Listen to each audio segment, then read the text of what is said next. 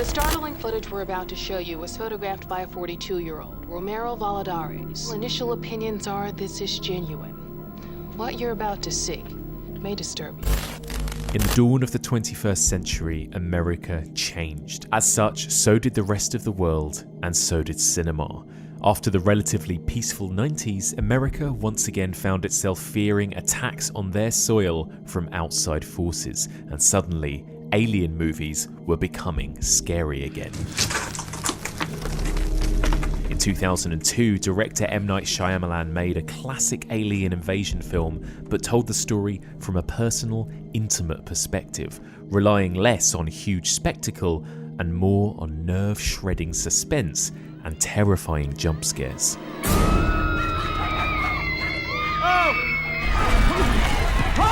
A few years later, producer J.J. Abrams and director Matt Reeves managed to make one of the definitive post-9/11 genre films of the decade with their New York set found-footage horror movie about an alien invasion that evoked an all-too familiar sense of panic, fear, and devastation.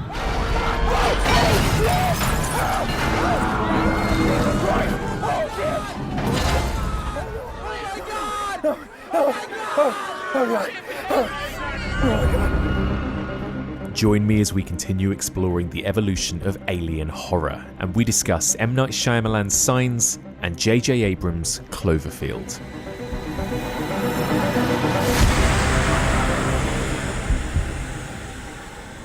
There's a monster outside my room. Can I have a glass of water? Welcome back to the evolution of horror. My name is Mike Munzer, and as ever, I am your host. If you're tuning in for the first time, then welcome. In this podcast, we explore and dissect the history and the evolution of the horror genre by looking at particular subgenres one series at a time. We are currently in the middle of our 7th series, exploring the evolution of aliens, sci-fi, and cosmic horror, and this is part 23. This week's episode is sponsored by $20 Patreon subscriber Philip Berry, and in this week's episode, as that intro suggested, we've reached the home stretch. We've reached the 21st century, and we're going to be talking about two absolute bangers from the 2000s, Signs from 2002 and Cloverfield from 2008. So, joining me to discuss these two brilliant movies, I've got two of my very favourite people here joining me, as well as being two regular contributors on this pod. They're both very good friends of mine. They're both huge fans of alien sci-fi horror films, and they both have their own podcasts too. First of all, I would like to welcome host of the Icelandic film podcast Kvik Mindapod. It's Rob Watts. Hello, Rob. Hello, Mike Munzer. How are you? I'm very well, thank you. Yeah, and you? Very good. I'm really excited to discuss both of these films.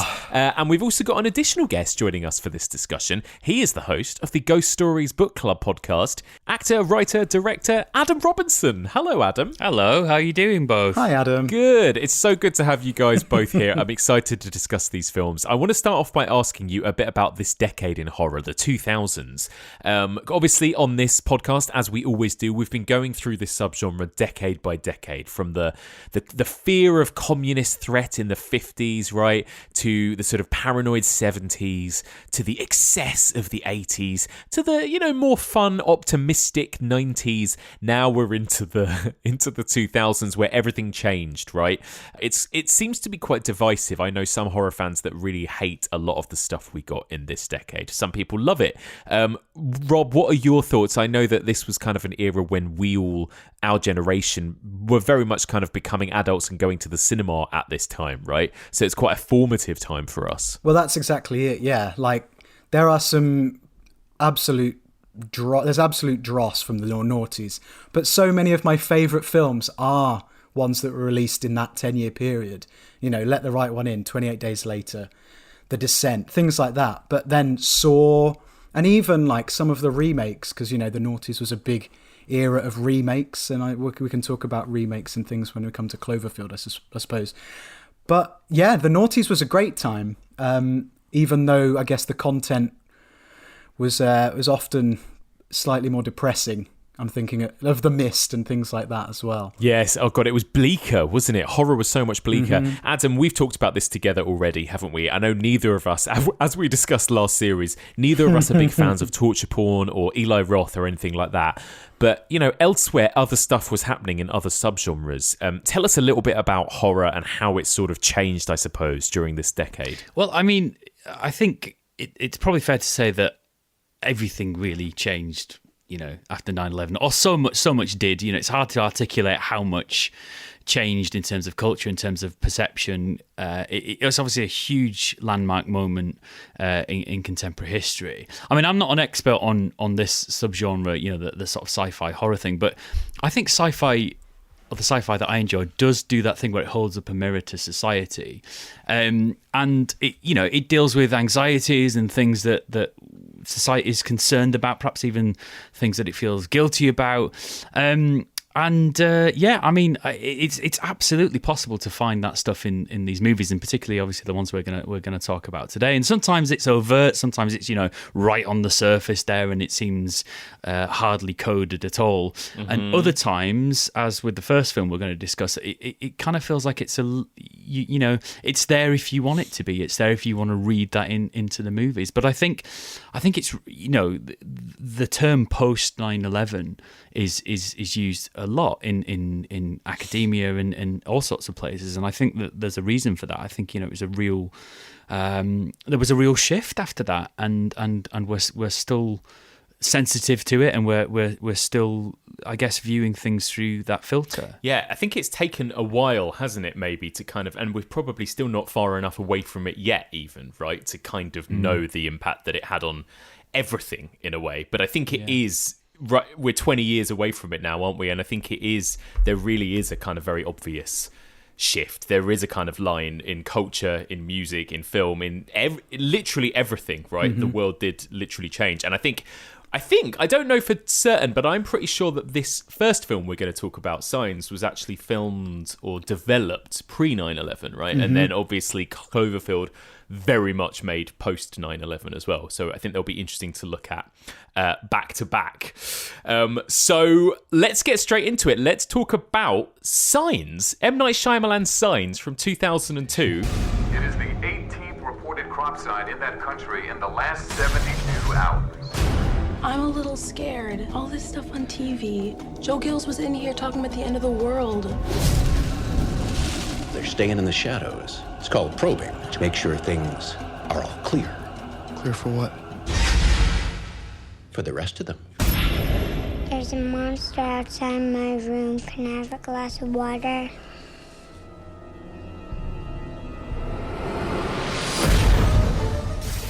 So, a family find a crop circle in their cornfield, and they begin to suspect it might not be a natural phenomenon, or indeed a hoax. Graham, played by Mel Gibson, is a former reverend who's recently lost his wife and subsequently his faith, and together with his two kids, Morgan and Beau, and his brother Merrill, they experience strange phenomena, catching sight of odd-looking shapes, and they follow on the news what appears to be an invasion of Earth. Wrestling with his faith and trust in science and his eyes, Graham attempts to keep his family safe. Oh, lovely. Oh, that was great. Beautiful. Thank you. No pressure for the next one, Adam. That's all I'm saying. No, I'm typing it as we talk now. Adam, let me ask you, what do you... Tell me a bit about your own relationship with this film. Had you seen it before this week, and what do you think of it generally? I saw it once, and that was kind of right after it came out. I'll tell you something, I enjoyed it a lot more this time than I did the first time. I think I was anticipating the Sixth Sense sort of thing when I watched it the first time, and so, you know, an awful lot is made when there's an iconic filmmaker like Shyamalan. A lot is made of the fact that he's the director of the Sixth Sense, right? They sort of hang on to this idea of the biggest film that director's done. And I think when it came out, I was just really expecting it to be something more like The Sixth Sense. And so when it's not quite a twist, is it, in this one? But when there's that shift towards the end of the film, and it's not in any, in no way is it like the twist in The Sixth Sense. So I think I remember being a bit disappointed, feeling it was a real kind of flat film, and I wasn't really that into it. But when I rewatched it the other day, I was like, actually, this is way better than I thought it was, and I think it's a really smart film, and I think it's a really intelligently made film, and I think there's a ton in it, which obviously we'll start to unpack.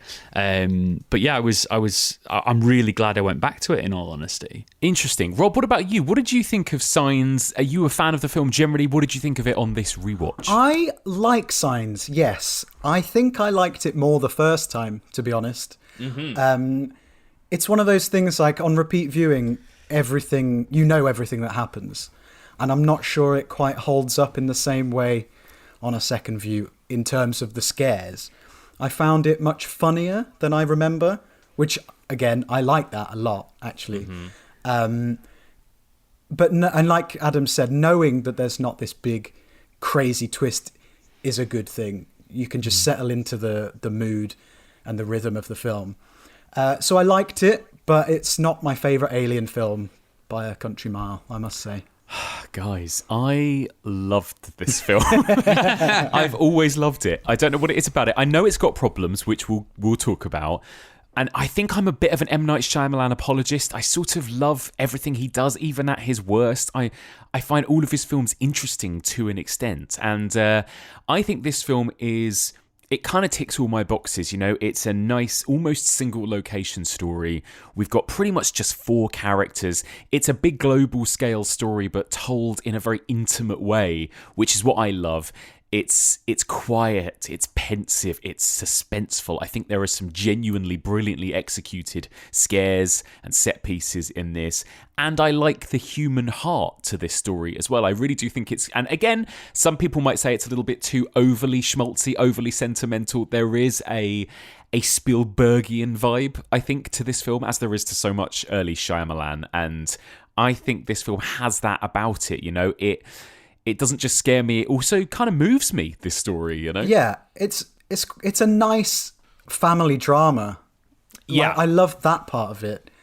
The fact that there's an alien invasion going on, that's not really the point of the film anyway, I suppose. So actually, yeah, coming at it from an alien point of view, I'm less of a fan. But yeah, like you said, as a sort of heartfelt, emotional family drama, yeah, I can see that. It does have its issues, though, which we'll get into. And I know, Adam, you're a big fan of The Sixth Sense, but what about sort of Shyamalan's work in general? Have you kind of seen much of his other stuff? Are you a fan of his other work?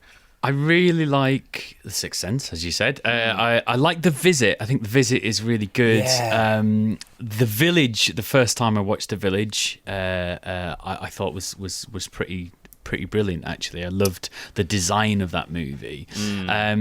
Yeah, I mean, those I guess would be my favourites. Old, I watched recently, and well, I've not seen that one.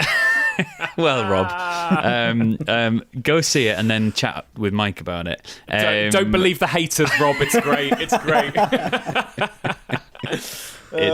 I think he knows what he's doing, and actually, like I said, I think this film is properly intelligent, and I think he really this film's almost like a lesson in how to read films. It seems to me there's something about that in this, and I don't know. He's just sort of showing how clued up he is as a director in Signs, I think. So I think I'm very excited when a new Shyamalan project comes on the horizon, and yeah, I'll definitely always go and see them. I think he is, like you said, I think he's a brilliant director.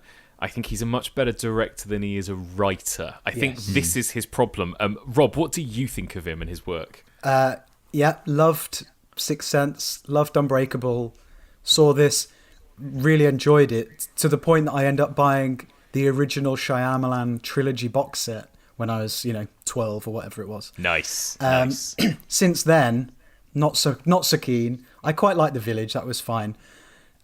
But I just, other than The Visit, which actually I really love, it's such a little treat of a little film, which is, and also very funny. He's quite good at being funny. He should do a bit more of that, I think. The rest of his stuff I'm really not that bothered by. Even, is it Split? Yeah, Split with James McAvoy. Thought it was decent, but Glass, yeah, no thanks. I think he just needs to be taken away from Hollywood.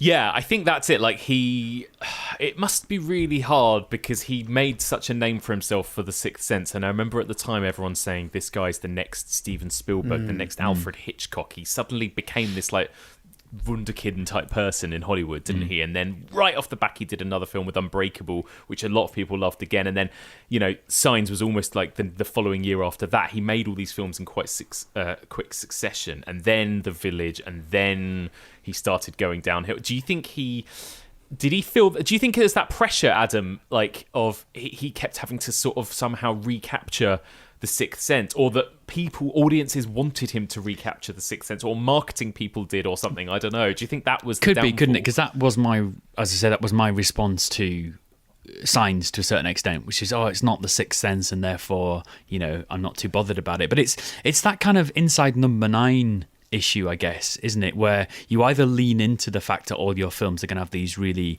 clever twists, or you try to do something different each time.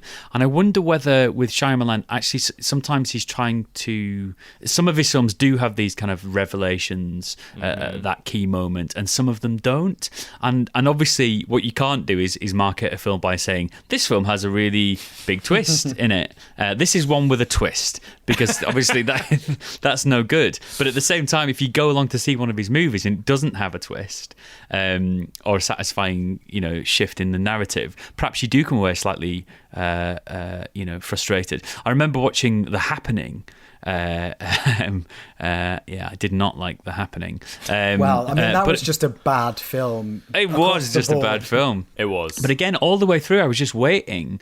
I'm thinking something's going to happen in a minute. Something's going to happen. It's going to all turn on its head, and it's going to make it sort of, all the stuff in between is going to be worth it. Yes. But that just didn't come, and actually nothing really happens towards the end. It seems to me. I think instead of thinking about Shyamalan as the twist guy, at least back then, they should have been thinking about as the clue guy, because every film has its clues. Especially this one is the prime example of, like, it's not a twist ending, but if you look at everything that's going on properly, you can see where it might be heading. And that's sort of what's happening in Graham's head as well, which he finally comes to realise at the end of the film. I think there is something that you're right. It's not so much that this movie has a twist, but it's this thing that he does where you can feel the mechanics of his writing at his worst, right? I think this is even present in The Visit, where like these characters' backstories or quirks or whatever somehow become very, very important in the final act. And it's like there's no like character moment or character trait that is just there for character. It's always there for some kind of narrative reason. Yeah. Do you know what I mean, Adam? Like it feels like with this, you can feel like every line and every character beat is there for a narrative reason, and sometimes that is a bit unsatisfying, I think, in a way, isn't it? I mean, I think the first time I watched this, I would totally have gone with that perspective and agreed with you. This second watching, though, I think that is all deliberate to the point where he's making a sort of, I don't say academic point, but when we did Pontypool, Mike, when we talked about Pontypool, we talked about this thing called semiotics. Now, I'm not an expert on semiotics, so I'm likely to get this wrong, right? But the idea is of semiotics that the world is made up of signs, and they are made up of signifier and signified. So, for example, if we think of the idea of an apple, right? That is the sign. The word apple, or the picture of an apple, is the signifier, and the signified is all of its associations for us individually. So it's a fruit, it's also a brand of computer, it's the Beatles recording, it's attached to Adam and Eve, all that stuff. The film is called Signs, and I feel like in some of this dialogue we're invited to find meaning in these things or not. So he's sort of going... He sort of has to set it up as this film where everything can potentially have some sort of meaning, or we're also invited as an audience member to ignore that and just see it as a kind of an alien invasion. And I wonder if some of the clunkiness is because of that thing that I think he's doing.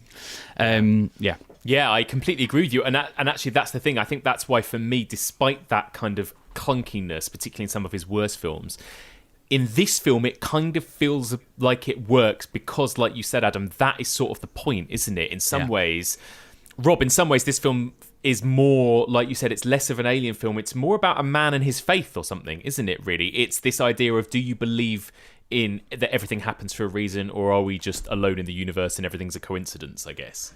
If he hadn't spelt that out in a speech, I think it would have felt slightly more well written and everything was slightly more subtle. But he sort of hits us over the head with, by the way, those things that you all saw happen, so did Graham. That's it. It is all very much kind of laid out for you, isn't it, in the script? It's like, let's explain to you what we've learned here in this film. And that's either going to work for you or it's going to piss you off, I think, isn't it? One way or the other. Yeah. So let's talk about these characters, this kind of main central foursome that we've got here, this ex-vicar who's lost his faith, and then his brother and his two children. Adam, what did you think of these four characters as our sort of really the only people that we spend sort of 90% of the film with, really? Yeah, I think, I quite like spending time with them on the whole. I think the kids are fantastic in this film. Mm-hmm. They're really precocious and weird, aren't they?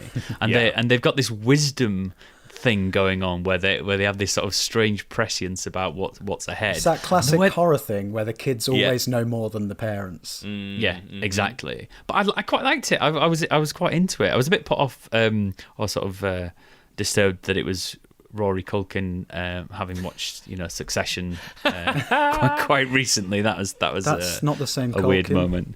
Oh, is it not? That's Kieran Culkin. Rory's in Lords of Chaos. Oh, that's right, Lords of Chaos. And I watched that recently as well. Yeah, this is the Culkin who's in more horror stuff, actually, thinking about it, isn't he? He was also in a film that was on at Fright Fest this year. I can't remember what it was now. But yeah. Oh, really? He's good. He's one of my favourite Culkins, Rory Culkin, actually. Well, obviously, I can't tell two of them apart. So. I know. Actually, he sounded exactly like Macaulay in Home Alone in this film. He really did. Which one played Fuller in Home Alone? That is Kieran. Kieran. So Kieran is quite a lot older. In Succession. Yeah, because he would have been... He would have been in his late teens, early 20s when Signs came out, because he was that little boy in Home Alone 10 years earlier. It's very confusing. But he's great. The kids are great. I think this is a real thing with Shyamalan, but they are often, when you look at everyone from Haley Joel Osment to even the little boy. I don't know if you remember, Adam, there's a little boy at the beginning of Old who is very precocious and very weird and quirky. Yeah. He's good at those sorts of characters. And Abigail Breslin, right, Rob? I mean, she's adorable. Adorable. And she has some of the best lines of the film as well. It's a funny film quite a lot, and she just says these random things that are very funny, like, why doesn't that water, what's wrong with the water? Oh, Morgan had a sip and it's got his amoebas in it. But also, she has those really creepy lines as well. And I think it's that she asked for more water. There's a monster outside my bedroom, or whatever it was. It's wow, she just delivers both creepy and funny so well as the little girl Bo. And what do you think? I mean, it's like I said to you guys, it's almost a bit of a shame, and it ruins the film for me slightly as an adult that horrible anti-Semitic Mel Gibson is the star of this film, and he's basically never off camera, right? Yeah. Whatever. What about Joaquin Phoenix? What do you think of Joaquin in this film? Well, he's fast. He's fast. He likes to swing. He swing away. I actually quite like. He's an actor these days, and I know this from experience having interviewed him. He's a very serious man. He's slightly humorless. He takes himself and his work incredibly seriously. I quite enjoyed watching him have a bit of fun with this role. Actually, Adam, I think he had quite fun sort of comic timing in this. Yeah, I think I know that it's not necessarily a line delivered well or anything like that. But the moment where you see him in the tinfoil hat when Graham comes back into the house is absolutely amazing. And actually, it's one of the main things I remembered from the first time I watched it, how funny that bit is. I think he's great. I think it's a really measured performance. And I don't know, he doesn't... There's a capacity, I think, in a character like this to sort of really go for it in this sort of macho sort of failed all-American hero style thing, but I think it's just a really level performance, and I'm really intrigued by it. I'm glad when he's on the screen, and moments as well where you get these bursts of energy or panic, like when he's watching the found footage moment, as I'll call it. That sudden explosion into something animated is I think it's done really well. I really like him. And the reason I think Shyamalan is a really good director more than he is a writer is I think the way he directs our eye to certain things, the way he edits scares and that kind of thing, but also it feels like he really lets his actors perform as well. Like, you do have quite kind of quiet, still moments where the actors are allowed to just be. For me, that balance is slightly tipped too much into the family here. Yeah. I think we do have a really nice sort of quiet and emotional, especially that dinner scene. I think that's a really, really strong scene for the family, and you get to understand all their different emotions and what's going on in their heads. But balance that against the 3 scares I think I counted. It's not enough for me. I either wanted it just to be this family drama or it give me more of the horror.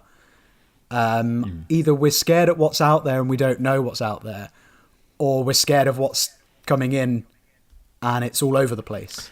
See, I love a bit of quiet creeping dread. Like, I don't know about I like you, but Hereditary, Mike, but I tell you what, Adam, the shots at the beginning of just crop circles and like a dog barking and wind chimes and stuff, that's like crack for me, that kind of thing. I absolutely love it, you know? Same. I mean, I think you're right in your description of him. I think he's an amazing visual storyteller. Like, something I noticed is that in the first couple of moments we see on the wall, right, a sort of the ghost of a crucifix almost, where a crucifix used to be hanging on the wall. And again, for me, this comes back to this very deliberate, perhaps over the top message about signs and the way they work. And again, it comes back to this idea for me of him making a film that's about how to read a film. Because in that one little image, right, we know what that sign means to us. We know what the idea of a crucifix means to us. And then also it's absent. Yeah. And also, not only is it absent, but the wallpaper is discoloured, which means that it must have been there for a long time. So in one single image, he's told us more or less the entire backstory of Graham. And I just think that's, I mean, you know, it feels a little bit Route One, of course it does, but I think that's really smart filmmaking. I think it's really good visual storytelling. And there are all sorts of bits and pieces like that all the way through the film, I think. So yeah, I think you know, there's a moment where he goes to, I think it's Ray's house, isn't it?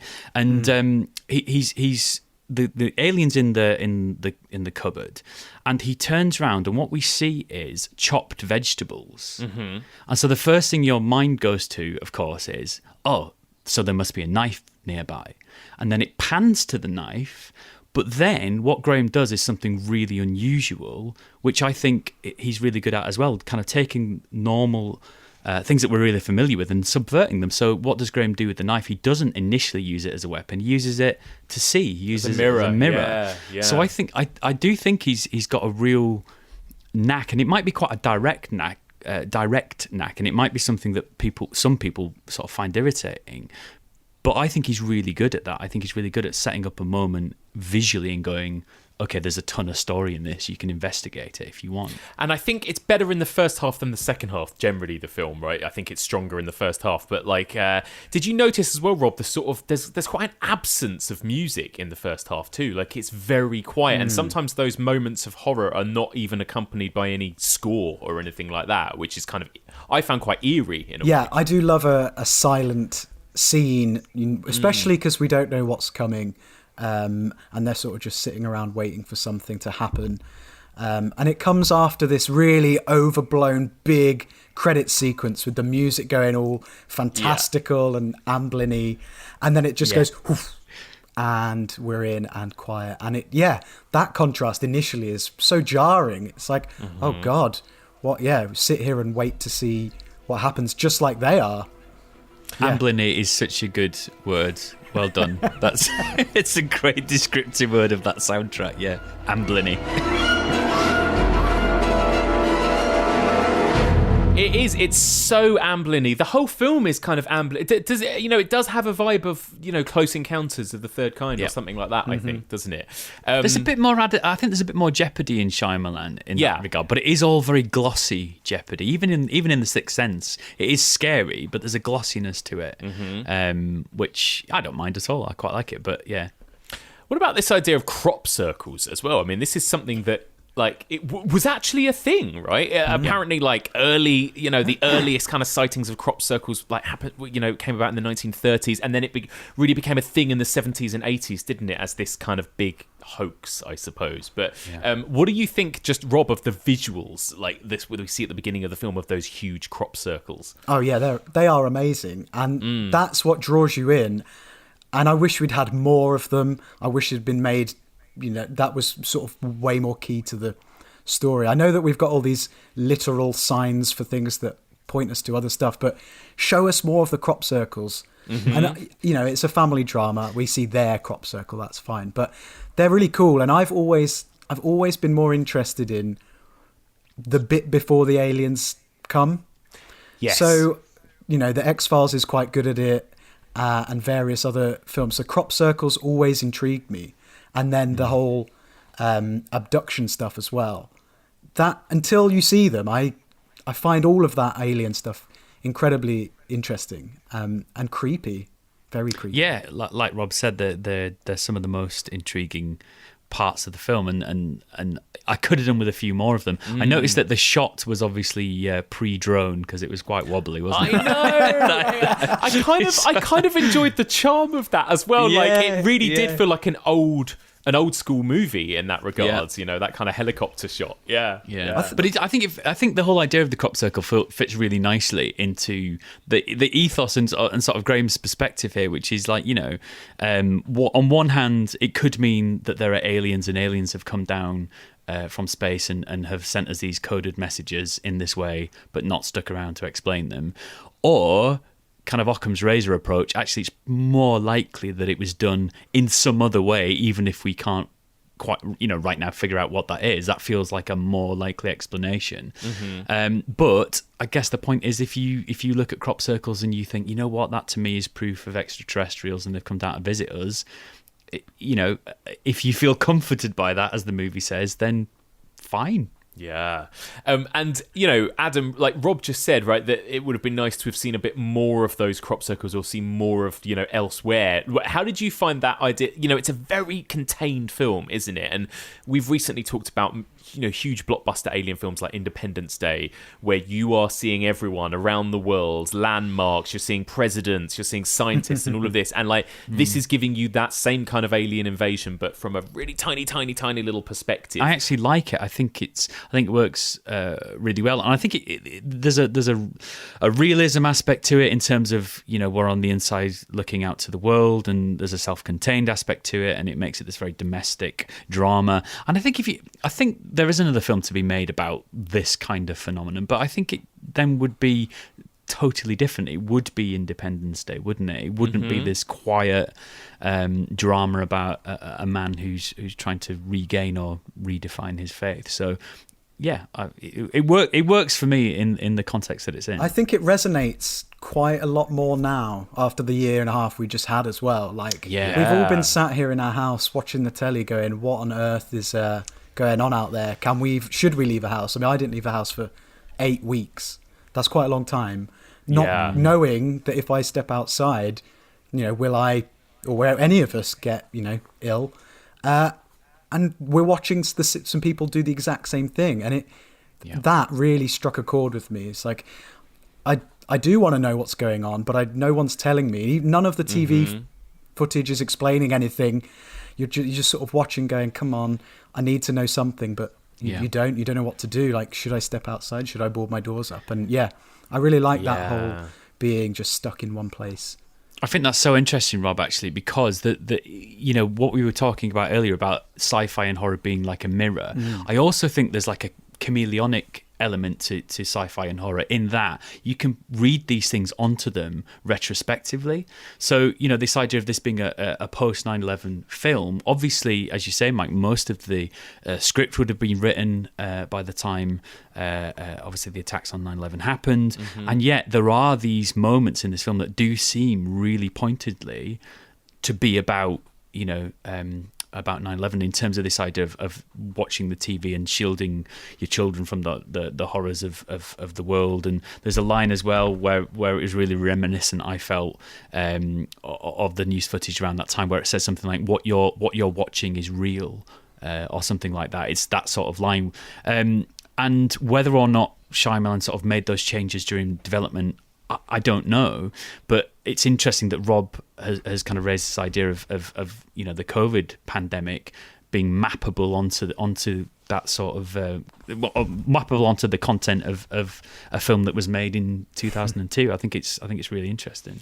It is really interesting. There's a lot about it that I absolutely agree. Like, there's stuff that you can read into it where you'd almost treat, like, it almost could feel like a film about a terrorist attack or something, right? And also the way that people react to other people.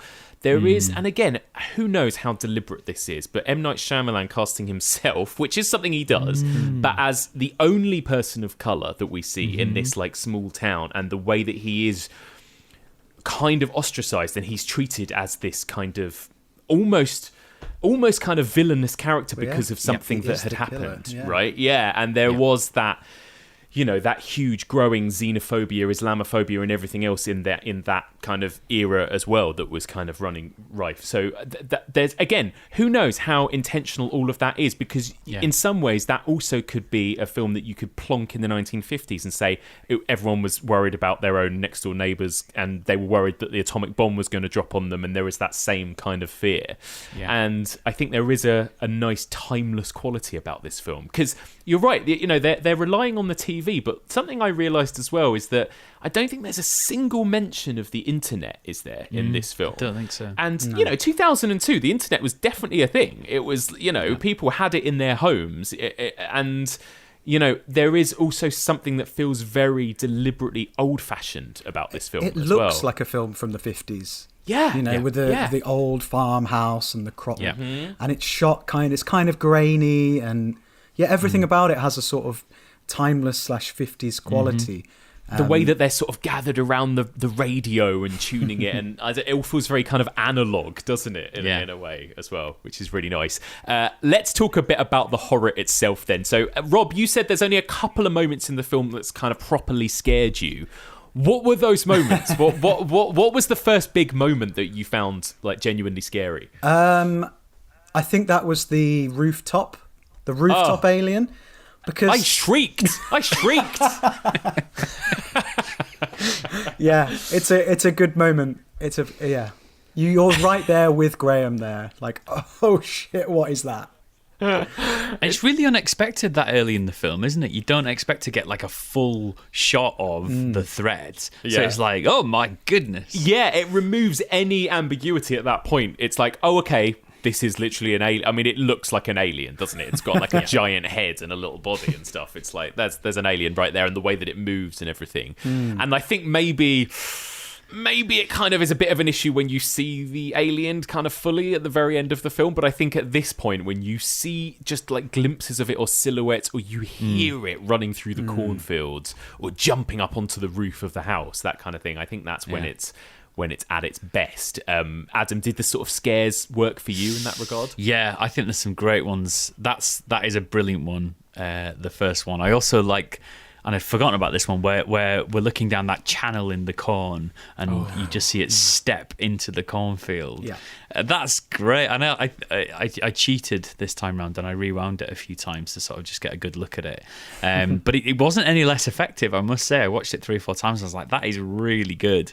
And then, of course, we're all thinking the same, I think, here about the found footage bit, the news report bit at the kids' party. That's brilliant. It's so good. And there's something about these aliens, and we talked earlier about them having this uncanny, humanness about them often, and that can be a source of the horror. There's something about the posture of these aliens that really freaks me out. They look like they're ready, and I don't know what they're ready for, and that's scary. They're just poised, aren't they? They're ready to go. Yeah, straight backs, quite tall, quite well built. That shot particularly is such a Bigfoot moment as well. Yeah. Absolutely. It really taps in again to that real life kind of some TV show you might see on some weird obscure channel, real alien sighting, or exactly that kind of thing, isn't it? It's great. They nail it, I think, with just how they show it and what they show. The timing, because you start watching the video and nothing, and you're just, at some point something's going to happen. It was sent to the local news bureau there and sent to us via satellite just a few minutes ago. All initial opinions are this is genuine. What you're about to see may disturb you. Shyamalan's good at misdirection. We're looking in the middle of that frame. We're looking at, I think it's a Volkswagen Beetle in the background. I think that's what we're looking at. And then it just comes from the edge. And that's happened like 2 or 3 times in this film, but I'm still distracted. I'm still misdirected by him. So I love it. I'm fascinated by that scene and how successfully it's directed in a way, because in some ways it's not even really giving you much of a surprise. Like, it tells you beforehand. It's like what you're about to see is going to disturb you. Like, everything about it kind of really builds you up, and then you see it, and it's something to do with the shot itself. Like you said, the direction it comes from. Also, Joaquin Phoenix's reaction. He literally jumps back out of his seat and reacts in the way that all of us are. I just think it's a really well executed scare, that whole set piece. It's brilliant, isn't it?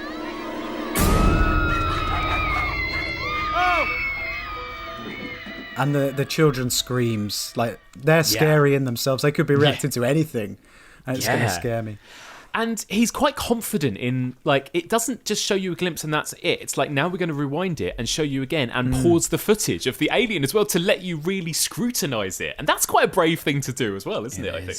And it's kind of like, it looks like it's made of grass or something, doesn't it? It's got this sort of this plant-like quality. Mm-hmm. And I don't know whether that's sort of nudging something folk horror-ish in my brain that makes me a little bit more frightened of him. Because I think that if we'd seen the alien in this, sort of with shimmery skin or something like that, or in the classic where that you see grey aliens in the X-Files and stuff like that, I think I'd have been way less frightened of it. But there's just something of the earth about it which I find really freaky. Yeah, you're totally right. I think that's where sci-fi horror for me sometimes can lose that kind of that scare factor, is because it's almost too glossy, too futuristic. Whereas Rob, we don't really see like big glossy UFOs. They're not dropping bombs. They're not shooting people with gamma rays. This is like sneaky little aliens running about cornfields and creeping into pantries and sneaking into the basement and stuff, right? It's much scarier. That's exactly it. It's like the scariest bit about the spacecraft is that you can't see them. Yes. Or that they're just fixed lights in the sky. We don't know what's going on. You can't really, I don't know if you can call this an alien invasion or an alien attack film, because we don't see them invade. We don't see them attack. I mean, I don't think we do in the proper sense of an attack. There's sort of one attack, isn't there, at the end, at the end. Is it really, an attack that we see, at just least? Angry? He might be a bit angry, but it's, revenge, right? It's difficult to know what they're up to in this, isn't it? I don't really know what they... And that's scary. It is scary, yeah. Because actually, even at the end where we get this showdown, the alien is standing around for quite a while before it does anything at all, and it's just kind of like standing there and almost like a computer sprite or something, like it, like it from the early 90s, like where it's they would not just activated yet. and that's a bit weird, because it's almost like the alien doesn't quite know what the alien's going to do. Let's talk about, we talked a bit about the aliens and the scares and the kind of horror elements to this, but let's talk a bit about that human story at the centre of this too, because like we said at the beginning, this is the story of a man who has lost his faith and then regains it by the end, right? It's a kind of classic arc in that regard. It's not dissimilar to the arc of our main character in The Exorcist too, right? It's a similar journey. But Adam, how do you think that journey is told in this film? Do you think it's successful, this idea of this priest who's lost his wife and lost his faith in God? He goes through, we learn when he meets M. Night Shyamalan's character, obviously this man who kind of killed his wife, he has to go through that kind of scene, that quite emotional scene where he confronts him, and then we get that big kind of emotional climax at the end where his faith is regained because of all those like very convenient things that all occur that mean that his son is saved and nobody is killed by the aliens. How do you find that? Do you think it's a successfully told kind of emotional journey at the heart of this film? I think so, yeah. I mean, I'm really interested in that subplot because it feels like it is overwritten in some places, isn't it, where he's talking about faith, and we cannot be in any doubt that this is a metaphor about someone who is either trying to refind their faith. Is refind a word? Regain their faith or redefine it, actually, is the other thing. Yeah. I find it really interesting that the sort of twist, if you like, as we might call it, gives him that which he needs to regain his faith. Because actually, I was thinking about it, right? And the things that they do to solve the problem of this alien, are the baseball bat, the water, and obviously Morgan's asthma, right? Yes. It means that he doesn't die. But I was thinking about this, and I thought all of those things are really common and everyday things. So a baseball bat is not like a massively unusual object. Water is obviously, something that all of us every single day come into contact with. And asthma, although it's not something that everybody has, it is something that lots and lots of people have. It's an illness that we're familiar with. Yeah. So it's surprising to me that the character of Graham goes, well, this is obviously what she meant, and this is obviously a sign that there is something else there. Because his explanation earlier, where he was talking about her brain kind of shutting down because she was dying, and these synapses flashing and her just saying anything, I think is as convincing, perhaps more convincing even, than the idea that it is this meant to be situation. So I'm really interested in what's being said. I'm not totally sure what's being said about how it feels kind of easy for him to regain his faith. If that's all the evidence he needs, it didn't seem like an overwhelming amount of evidence. If it was really specific stuff, like, I don't know, the aliens are allergic to Orangina or something, that would be, and then it happened that this kid had been leaving that particular drink around the house, then you go, oh my goodness, well, and she'd said something about it when she died, you'd be like, oh, well, there's no question. But water and a baseball bat, they're just quite common. You know what I mean? Do you not? I had all those questions, but then my resounding question was: does the presence of aliens not make him question his faith or believe in the faith? Because that's a much bigger and brand new phenomenon that has happened, and it's led to all this stuff. So I don't know. Yeah, and that's something we've touched upon with conversations like Event Horizon, and the idea of cosmic horror, and whether that does bring into question about is there or isn't there a god if these other beings exist in some form or another.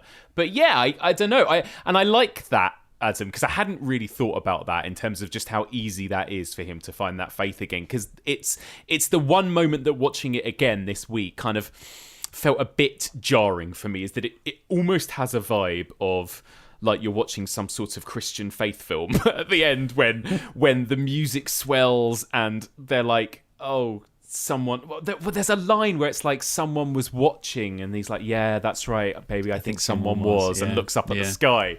And it's almost, even for me, that was a bit too earnest and sentimental at that point. And there was something about that kind of left a bit of a bad taste in my mouth. But you're right, like in some ways this is just the story of this man and what he does to find his faith again more than But this is what I meant about the other way you might put it, is that he redefines his faith.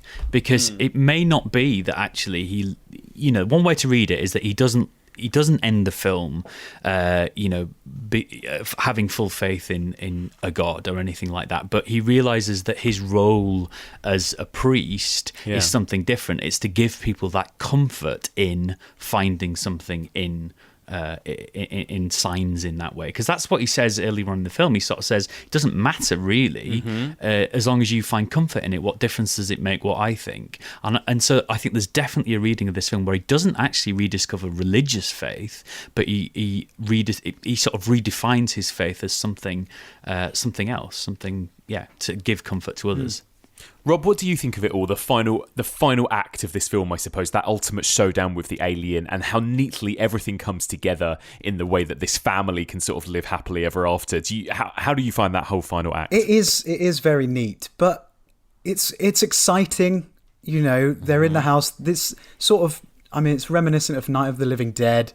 You've got them going down into the basement. They're trapped in this. Yeah. They're finally in this one little room, but nothing can get in. But then you have the deep emotion and anxiety of Morgan suffering an asthma attack, which is, for me, scarier than almost anything else that happens in the film. Oh, 100%. It's just, it's horrible. Don't want to. And actually, just hearing him breathing for such a prolonged amount of time, it makes me start to hyperventilate, like watching that scene. Yeah, exactly. Yeah. And I loved all that basement stuff. I liked the hand coming through the grate.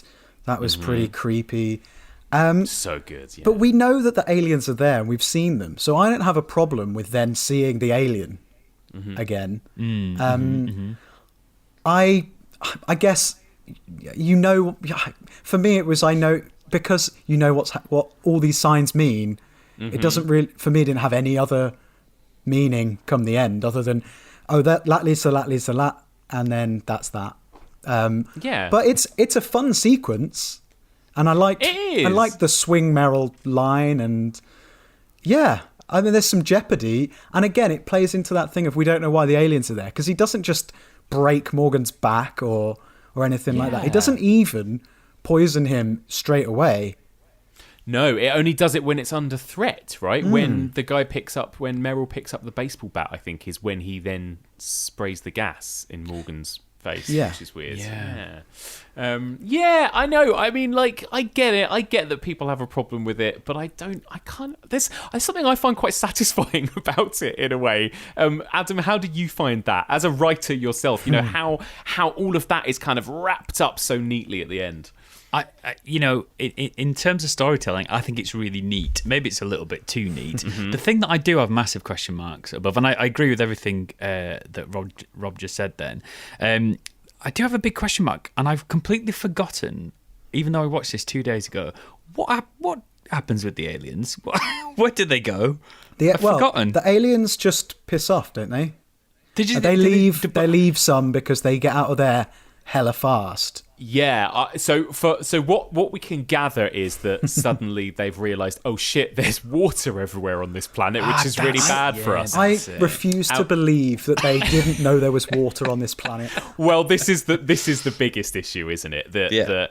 Is this a problem that it turns out the aliens' one weakness is water? Is this a problem for you guys? It's all right. I mean, is it the original War of the Worlds where it's like the common cold? It's germs. Or something? Yeah. So we're in familiar territory here, aren't we? But the thing that bugged me about it, and the reason I couldn't remember, is because it's just so casually like. It's like an email that goes around the office. By the way, the aliens they've gone now, so everything's all right. Yeah, there's something about, again, it's that contained nature of this story. You're right, it's very Night of the Living Dead, Rob, isn't it? Because everything they have to rely on is like coming from the TV or the radio. It's also, of course, very War of the Worlds, Orson Welles' War of the Worlds as well.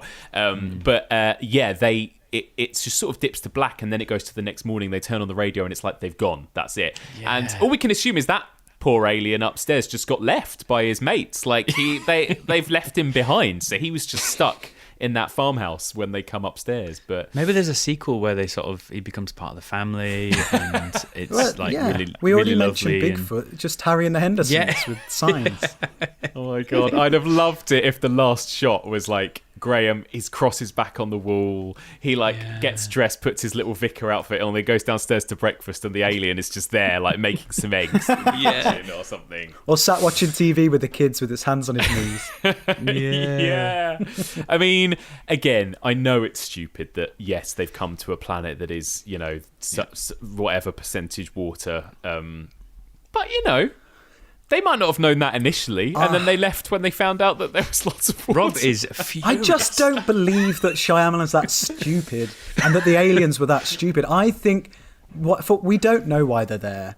So they may have planned it out, and the signs in the crop fields are all there to keep them away from water while they come down and do what they're there to do, and then get out, like undetected almost, so they don't encounter this water.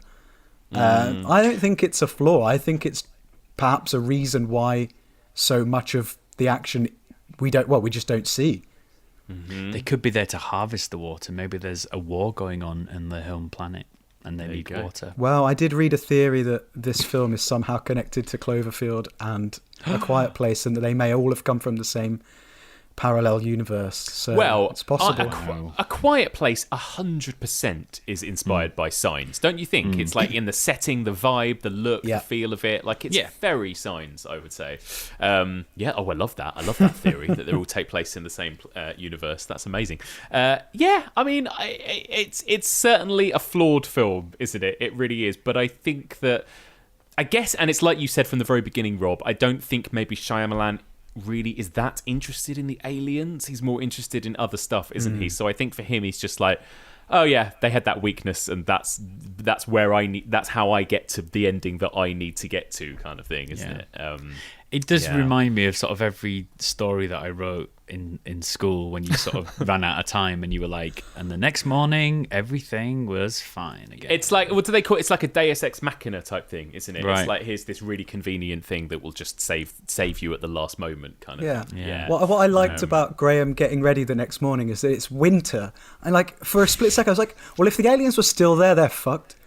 Yeah, well, that's the other thing. It probably isn't it? rain before that. So. That's a good point. Oh my goodness, never thought about rain. And I think technically, if you were going to get really like nerdy about it, isn't there like water everywhere? Like even in the air, there's just water vapor literally everywhere. So they would have literally stepped outside their ship and been fucked from the start, basically. Maybe they were actually allergic to Morgan's amoebas. Maybe she was right this whole time. Bo. Yeah. Maybe it was contaminated, the water. The last thing I want to mention before we wrap up, I do also love, as far as scares go, the hand under the pantry door. It's great, isn't it?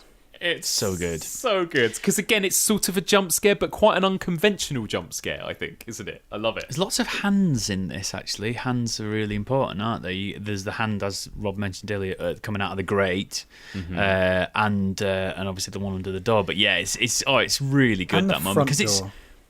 And the front door, of course, coming under the front door, And the thing that struck me about it is that it kind of looked more human than in any other hand that one. Yes. Am I right about that? With like kind of long fingernails, I think.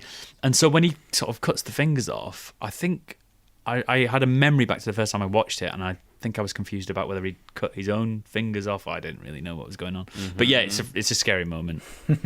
It is the headline. and I like that. Like, and again, we talked about it, but along all the way through this film, there are moments of like comedy alongside, sometimes almost at the same time as the scares. Like that moment when Meryl reacts to the found footage is sort of funny as well as being scary. And the moment when the aliens are on the roof and they go out running and shouting, and Graham doesn't want to curse, and all of that, like these little character moments. And the moment with the pantry, even like the way that Graham kind of goes up to the door and then goes back and then goes back again and stuff, and he's pretending to be a policeman and stuff. There's something about it that is like, and this is another thing I think Shyamalan is good at, and we've talked about this, Adam, with The Sixth Sense, in the way he blends genres. Like it kind of might appear one thing and then becomes another, and can sort of shift and change tonally. It's quite good at that, I think. I think he's great at it, and I agree.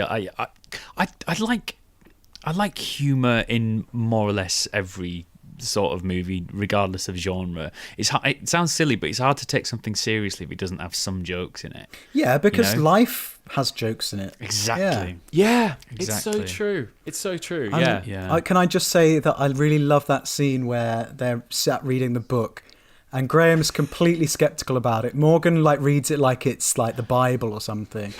And Graham's like, what was the name of the author? Has a little laugh. But then instantly they see the creepiest drawing of their farmhouse and 3 dead people. And it's just like, oh my God. I love it so much. That whole sequence is brilliant. You're right, because he's so dismissive. And then Morgan's like, if you're not going to take it seriously, forget it. And then Bo is like, this is serious, and points in her little tinfoil hat. Yeah. And then even later, I think Graham is like, he asks something about the book, and they go, oh yeah, the aliens would do this and this. And he's like, how could anyone know that? It's ridiculous. What else does it say? Yeah, and it's it's great.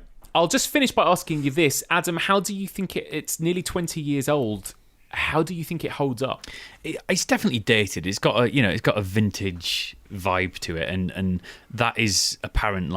As we said earlier, from the Amblin-y, which is a word I'm going to be using more now, Amblin-y music at the beginning. As soon as you get that, you're like, oh yeah, okay, here we go. Late 90s, early noughties. But as I said, I mean, I really enjoyed watching it this time round. I got really into it, and I was noticing things about it, and it kept my attention all the way through. So yeah, I think it holds up pretty well, actually. Yeah, I enjoyed it. Perhaps not as much as the first time, but I think it as a film, it looks and sounds and feels very much like you could make that now. I think it feels quite timeless, and like you said, the lack of all the modern technology helps with that, unlike perhaps with Cloverfield. Yeah, I kind of agree with you, Rob. I think in some ways this doesn't feel dated at all, because there's a sort of timeless quality to it, I think, isn't there? This movie could have been made in the 50s, it could have easily been made in the 80s, and it could have been made now as well. I think it does have a kind of staying power.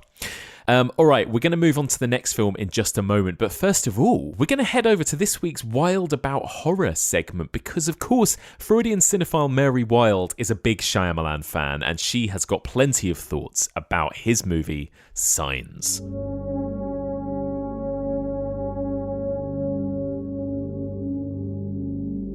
Hey Mike, Mary Wild here. Back again to reflect on aliens and scary movies. This time focusing on M. Night Shyamalan's sci-fi mystery thriller Signs, about a formal Episcopal priest, Graham Hess, who lives on a remote farm with his son Morgan and daughter Bo. Graham's younger brother Merrill, a failed minor league baseball player, has been living on the farm to help out since Graham's wife Colleen died in a traffic accident 6 months earlier. Graham has since lost religious faith and abandoned the church. One day, large crop circles, believed to be alien navigational guides, appear on Graham's cornfield. Eventually, the crop circles are spotted globally, and lights from invisible objects hover over major cities. A worldwide alien invasion is underway, and the Hesses barricade themselves inside their house. Aliens break in. The family retreats to the basement. Morgan suffers a serious asthma attack but survives the night. The next morning, a wounded alien enters the house and takes Morgan hostage. Recalling Colleen's dying words, Graham tells Merrill to swing away with his baseball bat. The alien sprays Morgan with a deadly gas from its wrist. Graham recovers his son as Merrill bashes the creature, breaking glasses of water onto it left by Bo, the liquid scalding its skin. Outside, Morgan revives after Graham administers his medication. Morgan's constricted lungs stopped him from inhaling the alien's toxins, an act Graham attributes to the intervention from a higher power. That M. Night Shyamalan appears in the film as the driver who caused Colleen's senseless death on the road, destroying Graham's faith in the process and creating tension in the Hess family, works rather well in terms of the function of God in our lives. The director of the movie inserting himself godlike in the narrative and testing his subjects, pulling them onto a redemptive narrative arc, tracks with how stories in Abrahamic religions tend to play out. The plot of Signs hinges on what we might call coincidences, a remarkable concurrence of events or circumstances. Graham returns to the church, his faith restored, precisely because he identifies a meaningful pattern during the run-in with the alien. Every member of his family played a part in overcoming the crisis. There was a reason why Beau cluttered the whole house with half-full glasses of water. There was a reason why Morgan had asthma. There was a reason why Merrill was a baseball player. This makes me think about the concept of synchronicity, first introduced by the Swiss psychologist Carl Jung, to describe circumstances that appear meaningfully related yet lack a causal connection. Synchronicity refers to a person's subjective experience that coincidences between events in their mind and the outside world may be causally unrelated to each other, yet have some other unknown connection. Jung held that this was a healthy, even necessary function of the human mind that can become harmful within psychosis. Jung developed the theory of synchronicity as a hypothetical non-causal principle, serving as the intersubjective or philosophically objective connection between these seemingly meaningful coincidences. Mainstream science generally regards that any such hypothetical principle either does not exist or would not fall within the bounds of science. Jungian psychologists hold that individuals must come to understand the compensatory meaning of synchronicity in order to enhance consciousness, rather than merely build up superstitiousness. The way I see it, science mostly explores the theme of faith, but not necessarily religious faith. Psychoanalytically speaking, I think it's more about maintaining a belief that a narrative can always be constructed, even in times where there is only chaos, confusion, and destruction. Science is about faith that meaning can be accessed, even in an empty universe where alienation takes hold. I think what science does by relying on the alien invasion trope is to illustrate lack of faith as a form of alienation, a severe case of detachment from the language of the world. It's a rejection of signs because we lack trust in what can be interpreted from the message. Graham suffers because he refuses to believe that his wife's death could serve any meaningful purpose at all. The loss of Colleen's life is a great trauma for him. How can he ever find value in faith again? Graham grows estranged from his family members. Being unable to perceive a higher pattern renders him increasingly isolated and misunderstood. Alienation here is refusing to believe in the possibility of miracles. It's the certainty that nothing can surprise us anymore. There's a wonderful shot in Signs where the alien sounds are best captured on Beau's baby monitor when the whole family acts as a unit and maintains physical proximity. Graham's faith is restored on the basis of the role that his family plays in his life. The faded spot on his bedroom wall where a cross used to hang is later shown to be freshly painted and covered in framed family photos. This is what he believes in. But what is the significance of the aliens in Signs disappearing in plain view by way of camouflage? Why should it matter that their ability to mimic their environment renders them imperceptible? I think this suggests that the alien dimension, the thing that hinders our capacity to identify a pattern in our world, sets in precisely when they copy the real world and encroach upon it. The alienating element is always there. The potential for us to disconnect never really goes away. The message of the film is that faith in finding meaning cannot ever be taken for granted. Alienation remains a constant possibility. The important thing is to stay committed in the search for meaning, whatever the outcome. Which brings me to my final theoretical point. The French psychoanalyst Jacques Lacan famously said, "Love is giving something you don't have." He used a metaphor of you reaching out for a ripe fruit, but as you grab it, it turns into a hand reaching back at you. The fruit is symbolic of your lack. It is the object of your desire, but it is love when that object isn't actually an object, it's another subject who is themselves reaching for the object of their desire. So love is when what you don't have, your lack, is placed or given onto another subject who is themselves trying to fill a lack through you. In Signs, M. Night Shyamalan portrays a religious leader who demonstrates his love by giving to others what he no longer has, faith. In a moment of crisis, when aliens are inside Graham's house and he is locked in the basement, he finds the courage to locate his lack and place it onto his family, who in turn try to fill a lack through him. It is by this brave demonstration of love that Graham successfully defeats the alien invasion and overcomes the sense of spiritual alienation in his own heart. For this reason alone, Signs is a very uplifting film and a tearjerker. I'll catch you on the next one.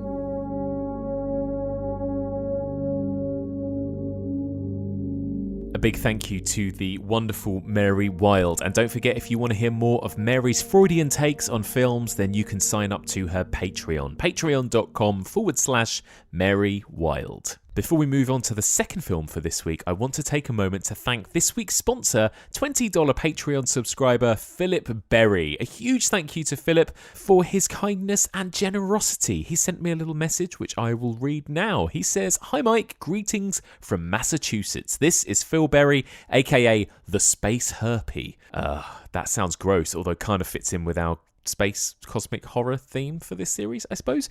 He says, "I don't have much to say or plug, but I just wanted to say thank you for making such an incredible and well-formatted podcast, the first one I have ever listened to through its entirety.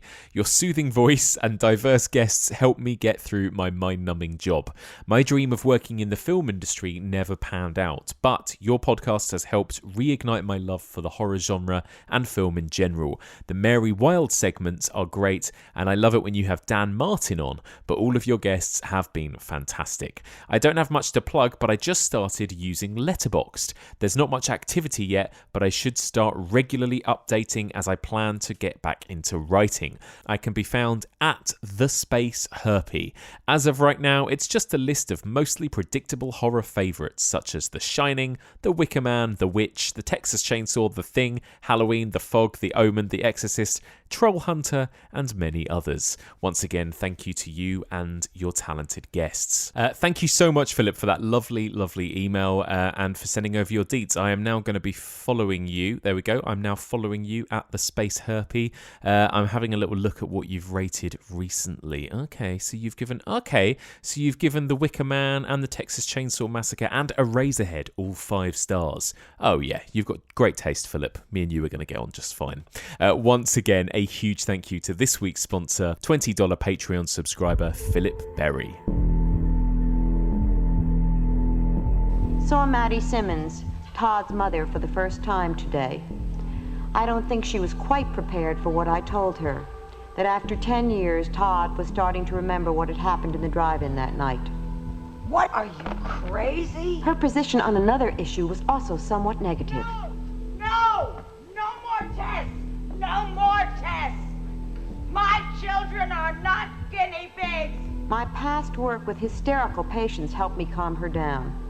That was a little clip you just heard there from an absolute masterpiece, a film that, to my shame, I have only just watched for the first time. This is Blood Rage from 1987, a brilliant cult 80s slasher, and it's a Thanksgiving slasher too, so I thought what better time to watch this film for the first time and cover it on Patreon. So that is what we've got coming up next week on Patreon, available for $5 donors and upwards. Our Thanksgiving special, in which me and my fellow Dream Warriors Becky Dark and Stevie Webb discuss Blood Rage, will be available very soon. It was a hilarious discussion, a brilliant film. I had a great time. If you want to hear that episode, as well as a whole bunch of other bonus episodes, we're going to be covering A Tale of Two Sisters very soon in our first episode of our international horror series, and a whole bunch of other stuff, then sign up now. Patreon.com/evolution of horror.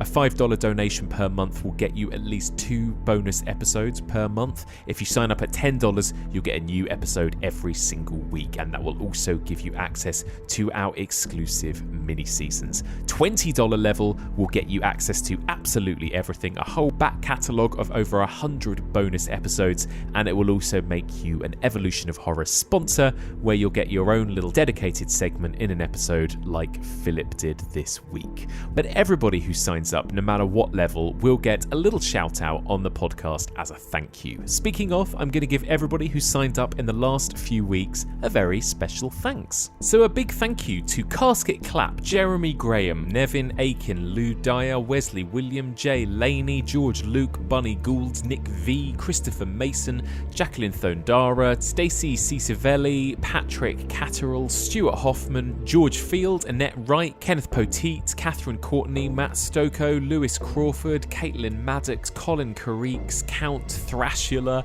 Lindy Kelly, Ryan Brennan, Tom Blenkensop, Laura Jane, Sarah, Tim Collins, Kelly McNulty, Matthew Swan, Cruel Rabbit, Chris Downey, Jeffrey Bullimer, Sarah Galetti, Natasha Dimitru, Ben 77 million, Ian Pellington, Catherine Meyer, Brett Askew, Ariel Burris, Roy Burns, Gareth Stokes, Bobo Snap, Tom Comey, Teresa Kesey, Emmanuel Castro Scott, Ella Wiltshire, Marina Russ, Chad, Daniel Valdez, John Holden, Eliphaz Costas, Laura Almazara, Christy McCreary, Jacob Pre-Masters, Eric Webber, Vanessa Cordner, Steve Baldwin, Sam, Ryan Andrews, Justine Taylor, Jero Invis, and Silver Sixpence. Thank you so much to all of those people for signing up. There are so many of you the last couple of weeks. I'm so grateful, but thank you so much to everybody who signed up to our Patreon in the last couple of weeks. And one more time, if you want to join them and be treated to regular bonus content, join an amazing community, and enjoy all the benefits, then sign up now. Patreon.com/Evolution of Horror. That's patreon.com/Evolution of Horror. Okay, let's return to the second half of this week's episode, in which we discuss in depth the brilliant found footage movie that is Cloverfield. Man, what is going on? Maybe you should have left town a little bit earlier, right? Shut up. Oh, God. Shit. Go, go, go, go, go, go, go!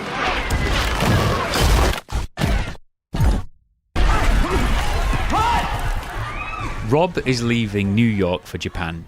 During his surprise leaving party, a huge explosion shakes the city, and soon Rob, his brother, and their friends find themselves in the wake of an enormous monster, laying waste to everything in its path. Capturing the night on a single video camera, Rob heads across the devastated city to rescue Beth, a childhood friend who he has recently become romantically involved with. Love it. Kind of makes it sound a bit like a romantic comedy. So, it kind of is in some. It kind of has all of those sort of structures, doesn't it? It sort of does, doesn't it? It's like a race to the airport to get the girl you love before she leaves type of story. Yeah. Just with slightly more devastation, with a big monster. Yeah, exactly. Rob, let me ask you first. What did you go see this at the cinema when it was first out? I did. I went on a date to watch this. Oh, and wow. Yeah, was it a good date? And movie? No. It was a great movie, and it provided like loads of excitement going in, because I mean, we'll talk about it, but it had this huge marketing campaign that I wasn't that into, but I knew that there was loads of hype, and I was super excited to see whatever this film was going to be. And the girl I went with didn't really know much about it, but she was like vibing off my hype, and we got in there, and I was like, I absolutely loved it, and she came out nauseous. Oh no, that was a thing, wasn't it? It was a bit like Blair Witch. It was a thing. I remember going to the cinema to see it, and there were signs on the door to say you may experience motion sickness and stuff like that. So they actually had a warning when I went to see it as well. Adam, what about you? Did you see this when it was first out? I did. I absolutely loved it when I first saw it. Yeah. I was totally mesmerised by it, actually. And I remember watching the trailer. I was sitting on my bed. I was in student accommodation because I was a sub-warden in my MA years, if you must know. And I remember watching the trailer and just being completely sort of jaw to the floor, really. Yeah. And kind of had that experience the first time I watched it. Yeah. Less so this time. Sometimes you kind of regret rewatching, don't you? And this, I think, was one of those occasions where I don't think it was dreadful or anything, but I didn't enjoy it as much this time. Yeah, I'm exactly the same as you, Adam. I loved it. I saw it when it first came out as well, and I was gobsmacked by it. I thought this is absolutely incredible. It's like watching again. It's like Independence Day, but from another point of view. Still, even different to Signs, isn't it? It's like a first-person perspective of what it's like to be under alien attack, and I loved it. Watched it again. There's still a lot that I really appreciate it on a technical level, but I did find myself sort of checking how much of the runtime was left at one point. And it's not a long film, but it's like it's not. It didn't quite grab me in the same way this time round, and I don't know whether maybe this film is so much a product of its time. I'm not really sure. Maybe it's just one of those incredible cinema experiences, and that's it. I don't know. Rob, what about you? It sounds as though you've enjoyed it just as much watching it again. I had a great time. Yeah, and I watched it in lockdown 1 as well. And that was the first time in over 10 years that I'd seen it. But the second time in a year, I loved it. Right. I think it's just exactly what it is, isn't it? Yeah. It's just a super fast action adventure alien film, and it barely stops. Once it gets going, it just doesn't stop, and I loved everything about it, really. Just stuff coming at the camera, people screaming, lots of carnage, great military action. Had a good time. I think I'm such an old man, because I don't know about you, Adam, but I was like, I need to turn the volume down a bit. It's very loud. The volume does add to the thrill. Yeah. It is a bit noisy and it is a bit relentless, isn't it? But it's only 80 minutes. Come on. I know. And actually, no, to be fair, I don't want to be negative about it. I loved this film so much when I first saw it, and there is still so much about it this time around that I enjoyed and appreciated. There's a lot of cool stuff to talk about. So let's start from the beginning.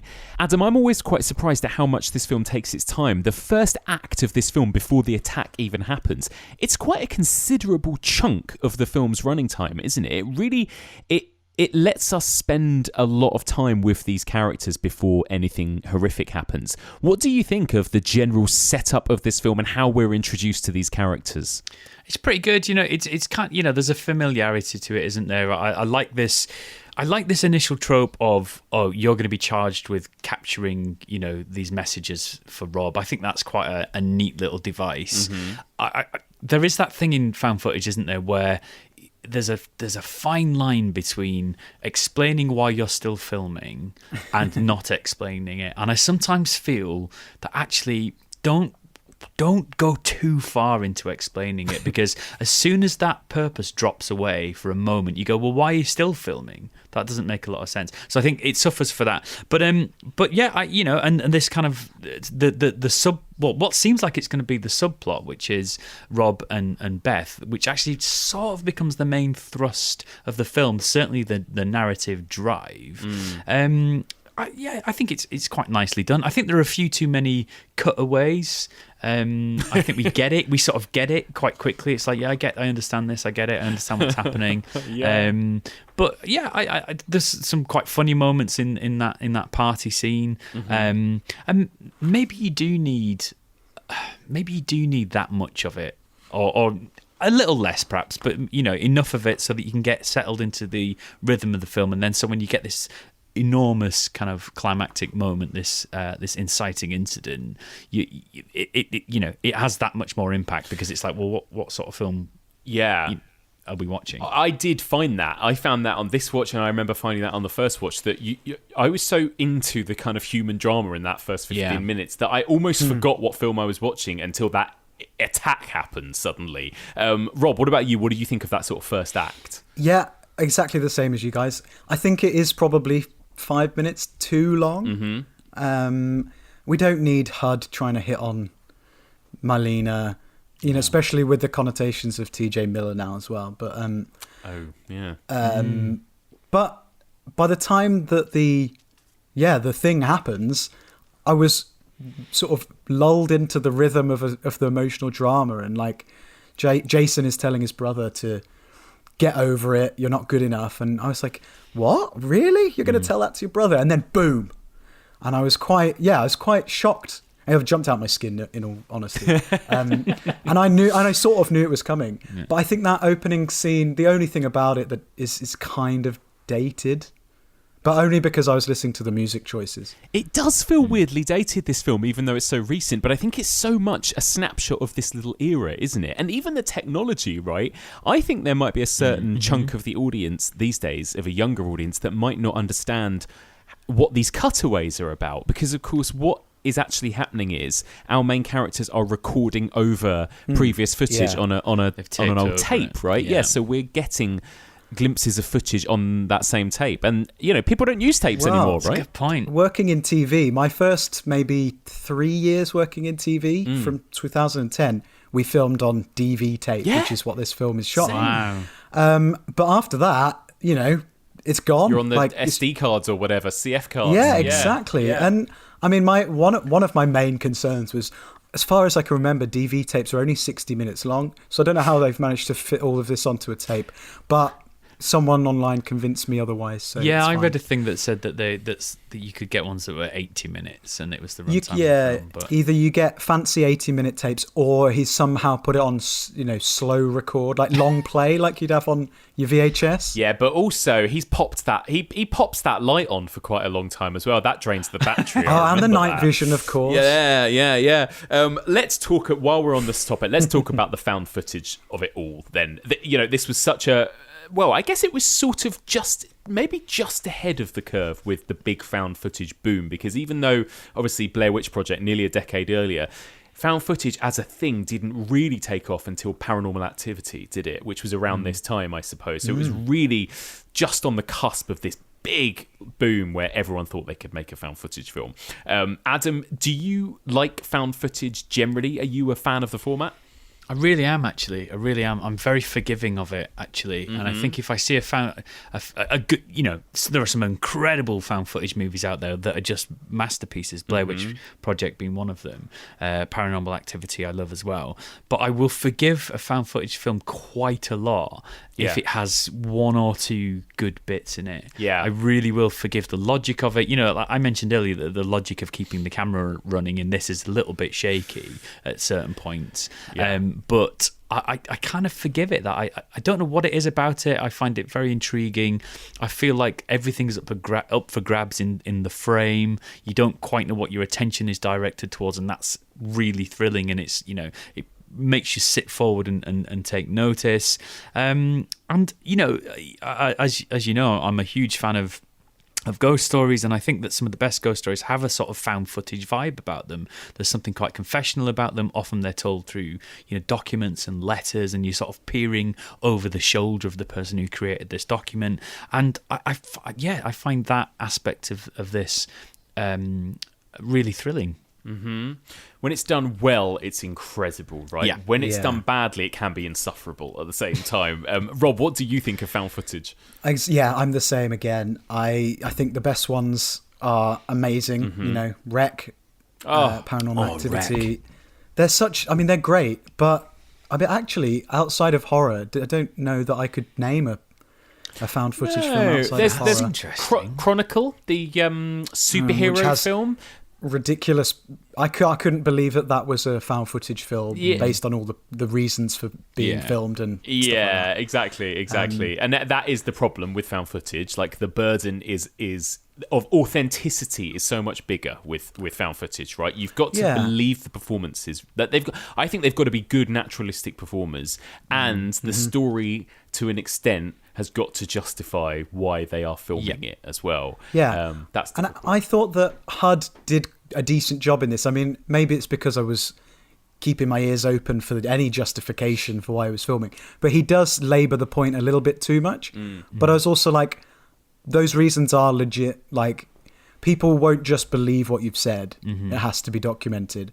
And this was just before everyone was going to have a phone, so there'd be a billion streams of this thing happening. Who knew what else was filming it? Yeah, you're right, actually, because one of the questions I wrote down is, how come we sort of only get one perspective. This is the way the film sets this up is that this is a very protected document. It's in the possession of the US government, this document. But there would have been other things, not quite as prolifically as we have today, but there would have been other perspectives, I guess. So that, there's something going on there that's not quite. But I feel like if you watch The X-Files, you watch anything like that, the government know who has stuff. So that won't last long. They'll be on top of you.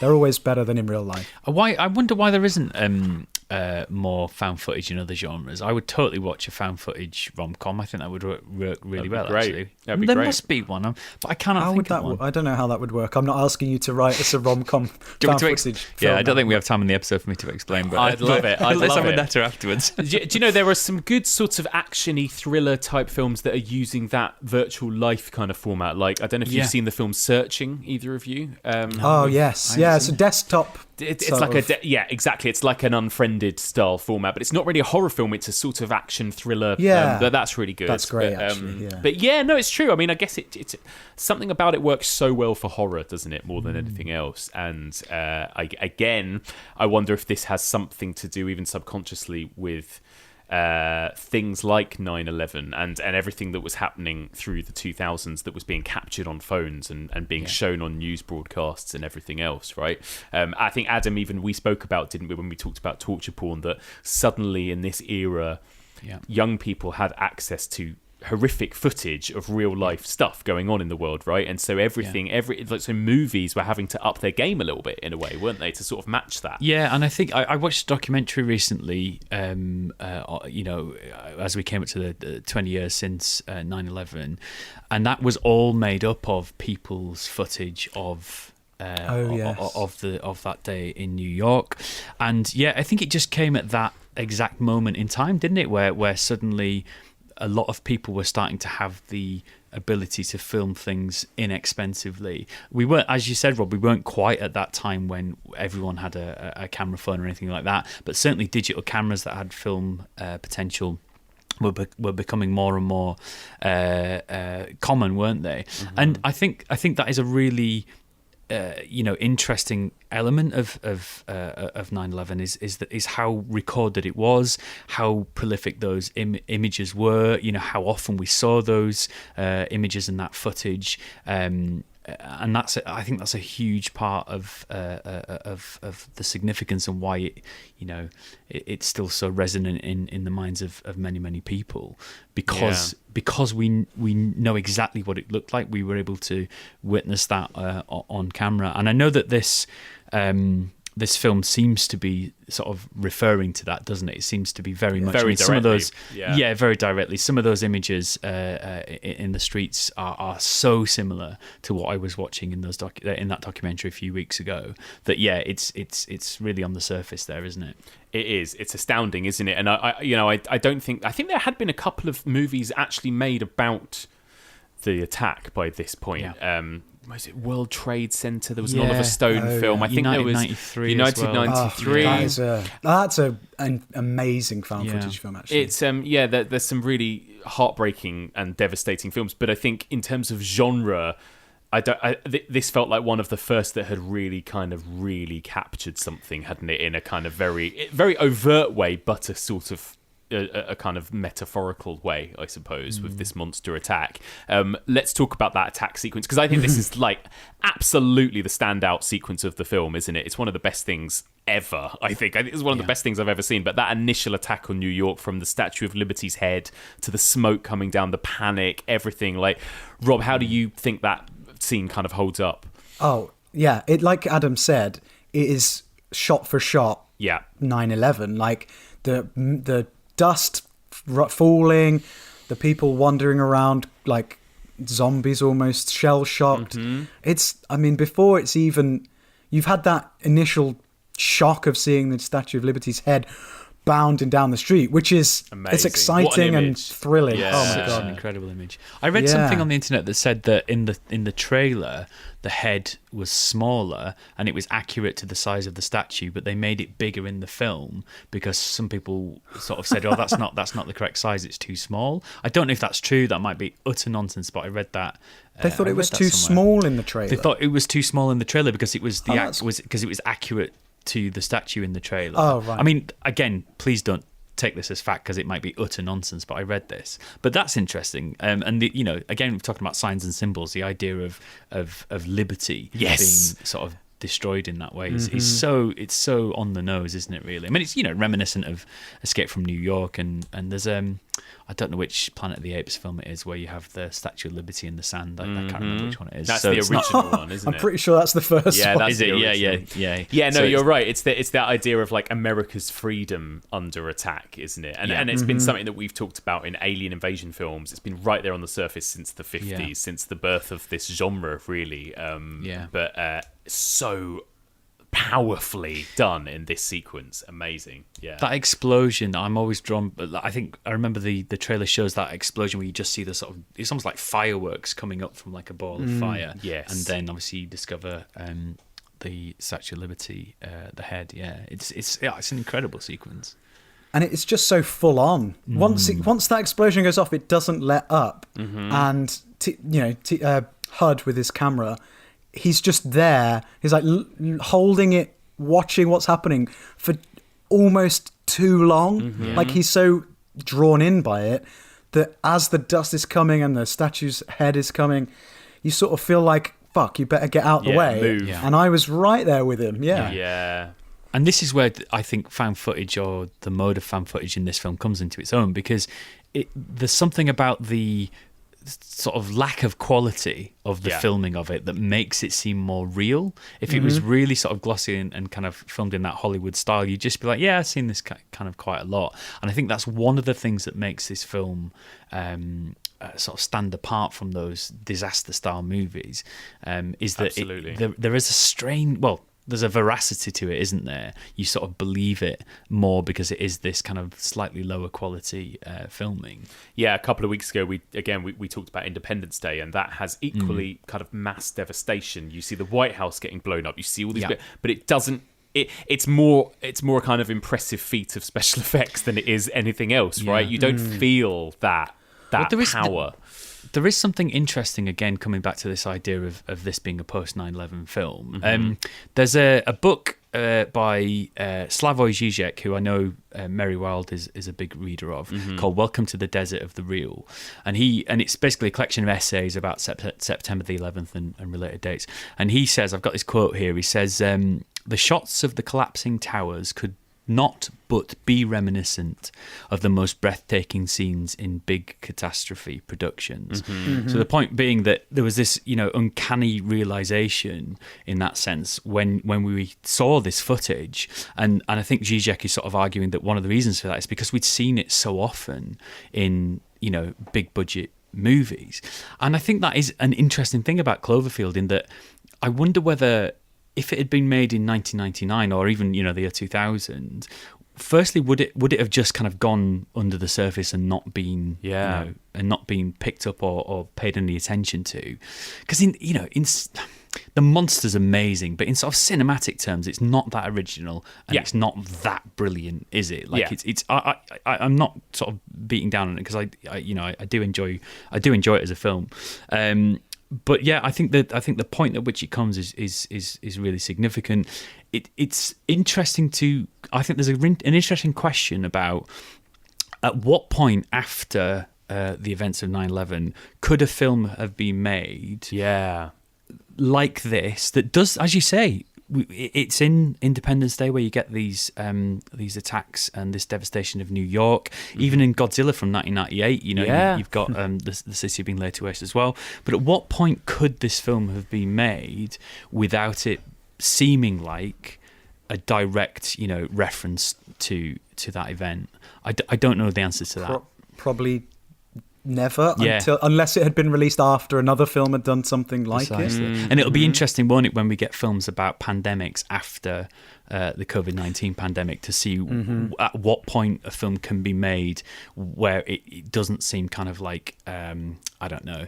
I've read some reviews about Cloverfield saying that they felt it was a bit exploitative in that regard, and that it was sort of taking this very this real event and kind of making a fairground attraction of it. I sort of think that it's almost cathartic though. It's like they're saying we're regaining that destruction almost. It's like, this is our city, we're going to remember it as being destroyed in this way, and our military perhaps aren't caught. Well, they are. I guess they are caught just as unawares almost. But if you can remember the destruction of the city on a real Hollywood film scale, rather than that shot that we've all got ingrained in our minds, then perhaps that's a better memory to have. It's something very similar with the original Godzilla film, right? Isn't it? And Japan kind of making this film about their nuclear attack and everything, and it's that same thing. It's almost that same kind of time difference too. But it is a really interesting thing. It's 7 years after 9/11, and you do wonder. Any sooner, and would that have been too soon? I wonder. Like, it's a really because it's still very soon after, but people were ready for it, right? I mean, the film was a huge hit, and audiences did love it.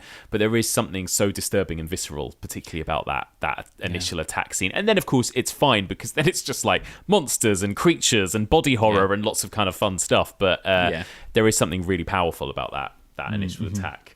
And maybe this is a good chance to talk about the marketing as well, because that was just another huge part of this film. Were you sort of aware, Rob, were you very aware at the time of kind of the big marketing campaign that this film had? Well, like I said earlier, I definitely was aware of it, but I wasn't that engaged with it. I know that I knew all the secrets that were being revealed by the people, scouring the internet for blog posts and fake blog posts and fake what have you. Yeah. But I sort of consumed it by reading Empire and learning from websites that would just tell me the list of the things that have happened that might or might not be related to this film. And it was exciting even without being engaged in it, because none of it really gave anything away anyway. Yeah. And it came from the mind of the guy who did Lost. Right. And I have major feelings about Lost. But I stuck with it, and I always liked the mystery. I didn't like that there was no satisfying end to that program, but that's for another thing. But I liked this idea of going into a film completely unaware of what it was going to be. And it worked, and I went and took a date to see it. So I love it. Adam, this, like you said, Rob, this came from the mind of J.J. Abrams, who produced it. And J.J. Abrams is very famous now for this device called the mystery box, right? And everything he does is wrapped in mystery, and this idea of kind of revealing as little as possible. Obviously, Lost, huge thing. Even the marketing campaign for Lost was like, you didn't really know what that show was about until it started. I don't think they did. No. And and it was the same with this. I think the trailers gave very little away. There were blog posts, there were websites, there was viral marketing, all of that kind of thing. Adam, were you sort of very aware of any of this at the time? I don't think I was aware of it. I remember the trailer seeming to come out of nowhere. And as I said, I don't even know how I came across it really, but I remember being totally floored by the trailer and just couldn't quite believe what I was watching, and how effective it was, how much of an effect it had on me. And I was quite glad that obviously, you see a really iconic moment, but I don't think you see the creature, do you, in the trailer? It's not as far Definitely as I not. No. And so when you get to the film and is this incredible sort of amorphous, weird, almost unquantifiable creature, I remember feeling grateful that the trailer didn't give me that actually this was a surprise within the film. I remember not knowing at all what this film was when I saw it, and it's the thing that I chase now with everything I see. Like, I try and avoid too much marketing for films, but I remember, like you said, Adam, I definitely wasn't aware this was a monster film until you see a monster, and then I was like, oh my god, okay, it's that type of a film. I had no idea. For all I knew, it actually could have been a terrorist attack movie at the beginning, you know, which is kind of cool. And yeah, you're right. I mean, J.J. Abrams now is kind of a little bit sort of, I think people get a bit frustrated with his whole mystery box thing. And like you say, Rob, he's not very good at endings, right? I mean, not that he really had anything to do with the end of Lost. He kind of passed that over to other people. But Cloverfield doesn't really have an ending either, right? But he did a great pilot episode of Lost. He did a great marketing campaign for it, as he did for this. He's very good at kind of initial setup, initial mystery, of intrigue, of that kind of thing. Yeah. And it's a marketing campaign that they've sort of kept up for the sequels too. I mean, I'm going to be talking about 10 Cloverfield Lane in a couple of weeks on the podcast. What an incredible movie as well. So good, but also that I remember being an amazing thing, because I was actually working as a film journalist when that came out, and they did this thing where they held the trailer until I think a week before its release, and they dropped the trailer and then they said out next week, and it came as a complete surprise that, oh my god, there's a new Cloverfield film, oh my god, it's out immediately, and they didn't allow for any kind of rumination on any of that as well. It was very cool. So they've tried to kind of keep that kind of secret playing, I think, which is pretty cool. Let's talk about the monster then, the alien itself. Rob, what do you think of the way this alien itself looks, and the little ones too that sort of come off it, right? Well, it's little babies. I think the babies are potentially more scary than the big one. Because Adam's shaking his head vehemently. Excellent. Well, because it's that thing, you don't see the big one much, which I do like. And when you do, it's not Godzilla, and that's pretty cool. It's much more like humanoid again, almost, and skeletal and all of that. But I was much more concerned with the little ones peeling off its back and scuttling around and just appearing anywhere. I think one of the scariest scenes involves the smaller aliens, for whatever they are. 100%, yeah. But I like the design of everything, and I was very glad it wasn't just, Godzilla, which it did feel like this film was going to be. It almost could have been, yeah, it's so true. I agree with you. The small ones terrify me the most, but Adam, you're much more scared of the big beast, are you? Yeah.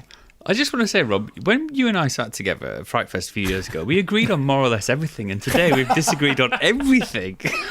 Oh, I don't even know what that could mean. It's a sign of a healthy friendship, I think. Well, not if we never speak to each other. True enough. Yeah, this is the line in the sand. This is like the found footage, like friendship story. Here we go. Yeah, exactly. I can't put this any other way, and it's not a sophisticated way to put it. But I really am frightened of big stuff. So if there's something big in a film like that, I'm really frightened of it. I don't know if it's something that taps into sort of like a cosmic horror style fear, but the idea of sort of looking up and seeing this enormous beast that you just can't even quantify because it's too big, it honestly fills me with terror. The little beastie things. Now, look, I totally agree with you that bit in the subway is an incredible bit of horror cinema. It's so good. It's so it's so brilliantly done.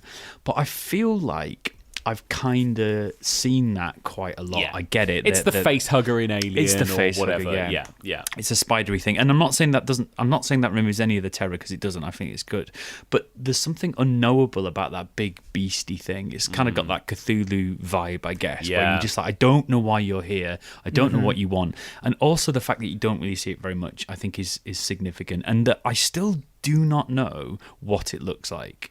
I couldn't draw it for you. Yeah. Like, how many legs has it got? What shape is its body? It's got these like elbow things. Yeah, I know it's got a tail, right? Yeah, it's got a tail. I've got like a sort of vague idea of what its mouth and jaw looks like, but that's you do about get it. a good shot of its head at one point. Yeah, and the little ones are like little mini versions of it, aren't they? Yeah. But I love it, and like there's absolutely no grace to this monster. Like, it kind of smashes about. It looks really fucking angry all the time as well. Like, it's really hostile and vicious, isn't it? At all around, isn't it? You say hostile and vicious. We don't know why. I'm going back to that thing. We don't know why he's there. No. It might just be a fish out of water, just like bumbling around. Well, like, is it even what an am alien? I doing here? Yeah. Well, Yeah. exactly. Yeah. I'm always put in mind with films like this now. Not that there are that many films like this, other than the new Godzillas. But have you seen the film Colossal with Anne Hathaway and Jason Sudeikis? What a film. So, like, we don't know what that monster is. It could be some woman in a playground just messing around in a sandpit. They don't mean to be killing all these people. Maybe that will eventually be like a new Cloverfield film, and it will show the other side to this Cloverfield event. That would be incredible.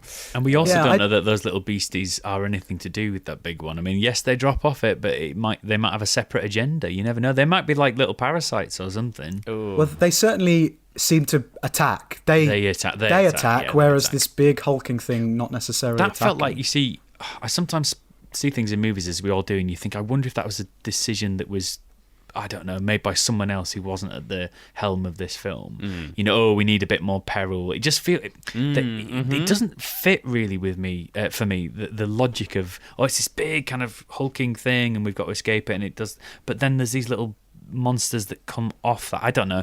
It doesn't quite fit the logic of what they're up to. I do kind of know what you mean, actually, by that. Yeah, it's right, because it's so much a setup about something big attacking the city, and then that extra element does feel a bit tacked on in a way. Well, but it provides some great. So I'm kind of grateful for it. Yeah. And I bet if you spoke to any kind of, well, not any kind, but some sort of natural historian, and if this thing comes from the sea, we know that fish are constantly covered in, I don't know, lice or whatever.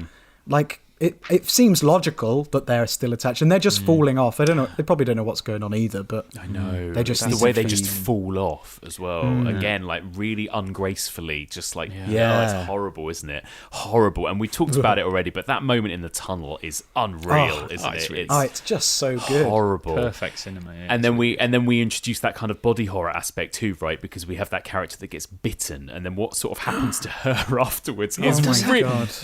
What does happen? Does she explode? I don't really know. It's like a werewolf transformation behind that curtain. There's certainly some blood spurred of some kind. Yeah, that is the stuff of nightmares, isn't it? The blood coming out the eyes is an image I won't forget. And again, it makes you go, well, what are these aliens? What do they do? What's their purpose? Are they infecting people? Are they like what? And what's the big one doing? It's like, and that's the other point of this film, isn't it? Is that we learn virtually nothing. Like by the end of the film, we're pretty much none the wiser, are we? In terms of what we just saw and what just happened. I think it's interesting in Cloverfield how technology is present, but it's not helpful particularly. No, useless. Yeah, it's around them all the time, but apart from documenting, it's not really that useful against that threat. The helplessness, there's a real, I don't know, there's something quite nihilistic about it in that sense, isn't there? But the helplessness of it, and just like all the rules are disrupted. That's the other thing I think I find really amazing about Cloverfield. And again, to bring it back to a contemporary thing, that the way I felt in terms of the pandemic, when we first started to see the magnitude of it, that sense of like the thing that's really disturbing me right now is all the rules of the world have kind of been removed, and I don't know what the structure is anymore. Exactly. And I think this is a film that taps into that really well, actually, that just all structure collapses. Chaos. And isn't there like a mention at one point that the kind of last resort will be that they'll just like level the city or level Manhattan or something, basically, in order to destroy the monsters. It's like, shit, that's pretty scary. All of that stuff is really frightening as well, isn't it, I think? And I also just think the film looks amazing too, doesn't it? I think, again, there's something really cool and ambitious about the fact that you've got a massive blockbuster monster movie, but shot through found footage. So actually, they deliberately make it look a bit crap, and you don't really get to see the spectacle or see the monster, but it's all there on the periphery. You're watching Independence Day, but through a crappy camera from street level. And that's kind of fun as well, isn't it? I think, that they've used that $25 million budget, but not necessarily put it all on screen. I think I don't know very much or anything at all about making films at that level, so I'd love to know how you even go about that, because does that mean that the sort of the graphic work is even harder? Because I think the found footage worked. I know it was only used briefly in Signs, but it worked to its favour there. That it kind of concealed the fact that they may not have the best kind of CGI. Yeah. Whereas here, you can't really hide. Yeah, from and it needs to look like it's there as well, doesn't it? It needs to look like it's in situ. You can't fabricate everything in the way that you might be able to, if you were building a whole sort of landscape. Well, obviously that is what they did, but it's really convincing, is what I'm saying. It looks really authentic. But, not everyone thought that. I know a lot of people that were really disappointed with that. Even a guest on the podcast, I had Gav Murphy a couple of weeks ago, who was here to talk about Independence Day. He said he loved Cloverfield until you see the monster, and it said it looked like something from a video game in the middle of this incredibly realistic portrayal of an attack up until that point. So for some people it did the opposite, I think, and it took them out of it. But it really scared me. Scared of it then. Look like that? What if aliens do look like video game characters? Yeah, that's the other thing. We don't know, do we? Maybe they do. The other bit that really gets me is near the end when they're in the helicopter and it crashes as well. That should have been where it ends. Yeah, it absolutely should have been. I wanted to just talk about one scene one moment that I really loved, and I think I may have got my characters mixed up here, but I think it's Hood. I think it's when Hood dies, and he sort of stops and he looks up at the creature, and there's a sort of sense of awe about it. It's almost like something from like the Romantic Poets or something like this, like sublime terror, where he's just there's an appreciation in the way he looks up at this creature, and I'm like, that's really smart. I think it's a really interesting thing because you don't see his face there, do you? No, I don't think so. You're just watching it through his camera, which is such a weird thing, because you can fully imagine what he's looking, just like slack-jawed up at this. Yes, because everything goes quiet for a moment too, doesn't it? And you're right. It's a real it's an amazing moment, that brief but amazing, and it's kind of the best look at the alien we get at that point, isn't it? Because it's daytime at that point, it's morning, isn't it? And it's right there looking down at him. Yeah, it's incredible. Amazing. I think his breathing changes or something. There's some sense in that moment where I'm like, it's not just he's going to scream here. There's an appreciation, a weird appreciation. I think that's really cool. I wonder if it's also the first time he's seeing the beast without the camera. Yeah, that's interesting. I don't know how much of it is looking through the the eyepiece, but at that point he's certainly not. Yeah, that's a very good point. And then what do we think of the ending? I mean, the problem with found footage is that it's never going to end well ever, right? Because how did this footage get found otherwise? That's kind of the trope of found footage, right? That probably the people we're with aren't going to make it. But what do you think, Rob, of the way this movie abruptly ends? Well, I think by the time both Beth and Rob die, they've done we've seen all those moments that you expect to see in the sort of traditional adventure rom-com, where he's saved the girl, he's not cured her, but he's pulled out the rod from her so she's not injured anymore. They've kissed, they've done all this stuff, and instead of them walking off into the sunset, they die under a bridge in Central Park. But I'm fine with that. Like, actually, I enjoyed the story. I don't mind a downbeat ending.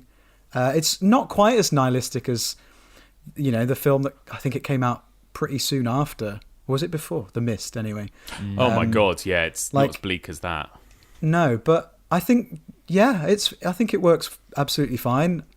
I do wonder whether they did level the city, though, if they were able to find a tape. I know, right? Will we ever find out, I wonder? Because I wonder if there'll be more Cloverfield films or if we'll ever learn more about this. Wow. But Adam, what about you? What did you think of the ending?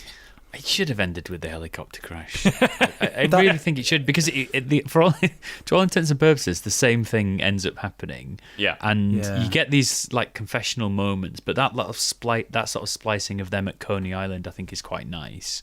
Yeah. But I don't.